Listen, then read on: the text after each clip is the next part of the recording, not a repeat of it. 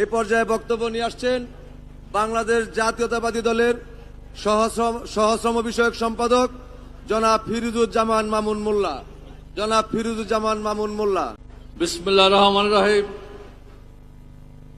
মহান মে দিবসের শ্রমিক সমাবেশে সম্মানিত সভাপতি প্রধান অতিথি হিসেবে উপস্থিত হবেন মাননীয় প্রধানমন্ত্রী, মঞ্চে উপবিষ্ট বিএনপির মহাসচিব সহ সকল নেতৃবৃন্দ ও আমার লক্ষ লক্ষ শ্রমিক ভাইরা, আসসালামু আলাইকুম।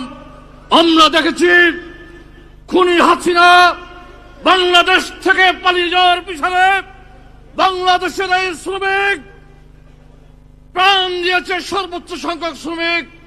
আমরা দেখি জুলাই সনদে বলা হয় ছাত্র জনতার আন্দোলনের মধ্য দিয়ে হাসিনার পতন হয়েছে। আমরা স্পষ্টভাবে দাবি জানাচ্ছি জুলাই সনদ সংস্কার করে ছাত্র জনতা শ্রমিকের আন্দোলনের মধ্য দিয়ে শেখ হাসিনার পতন হয়েছে, এটা অবলম্বে কার্যকারী করা হোক। আর আমরা বলতে চাই মাননীয় প্রধানমন্ত্রী মহাসচিব মহোদয়কে জাতীয় সংসদে শ্রমিকদের পক্ষে কথা বলার জন্য সংসদ সদস্য নয় বললে চলে। আজকে এখানে যারা উপস্থিত হয়েছেন আপনারা হচ্ছেন আমাদের শ্রমিকের প্রতিনিধি। এই সংসদে আপনারা আমাদের শ্রমিকের ভাগ্য নির্ধারণের জন্য কথা বলবেন। সবাইকে ধন্যবাদ জানিয়ে আমার বক্তব্য শেষ করেছি। বাংলাদেশ জিন্দাবাদ, বাংলাদেশ জাতীয় শ্রমিক দল জিন্দাবাদ। আসসালামু আলাইকুম।